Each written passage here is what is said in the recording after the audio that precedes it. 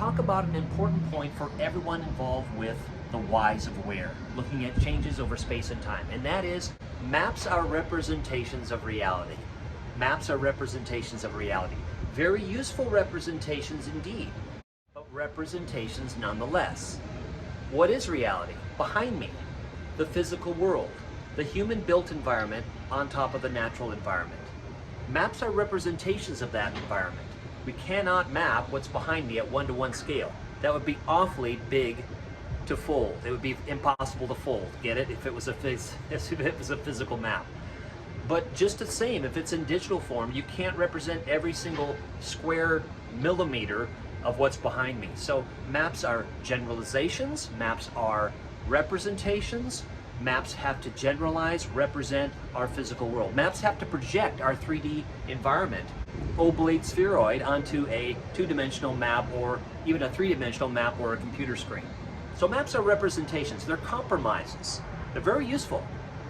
But because they're representations, I want to point out three things. First of all, be critical of mapped data. Don't just accept it because it's a map. Maps have an aura of authenticity. They tend to be believed. So you need to be critical of who created it, how often it's updated, what scale was it created at, what themes, what layers is it showing, how is it representing our real world. So be critical of data, including and perhaps especially mapped data, geographic data. Secondly, you as the author of maps, it's not just the Rand McNally's and U.S. Geological Surveys and the ESRIs of the world producing maps.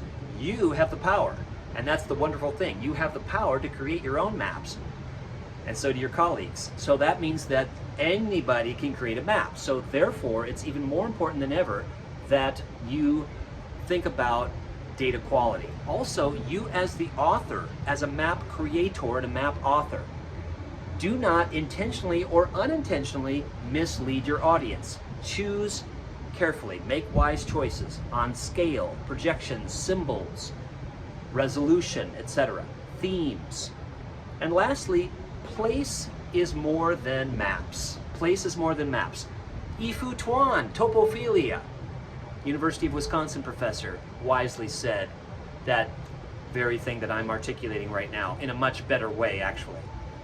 But place is one of the fundamental things about what makes us human. We have an affinity to places. We love this dear old planet Earth, and we want to protect it, don't we? We love places. Just think of all the travel blogs and books and movies that have been produced over, songs that have been produced about places on our wonderful planet. So place is how we feel about a physical environment or a natural environment, even a human-built environment on the planet. Place is more than maps. Space and place are fundamental to our experience as humans. And so realize that you cannot reduce all of the feelings and all of the sense of place onto a map. Maps are very useful, but they don't incorporate every single thing, even though we have multimedia maps that give us sound and all these amazing capabilities at our fingertips. So those are a few thoughts as we go forward. First of all, maps are representations of reality. Be critical of mapped data. You as the author of maps, be wise about your choices, be thoughtful about the choices that you're making, and also that place and space are more than what we can represent on maps. But that's, I hope, some useful comments and things to think about as you move forward in your own mapping and your own being aware of the changes on our planet and what steps we can make through mapping to make it a more resilient, more sustainable world. Thanks for being with me.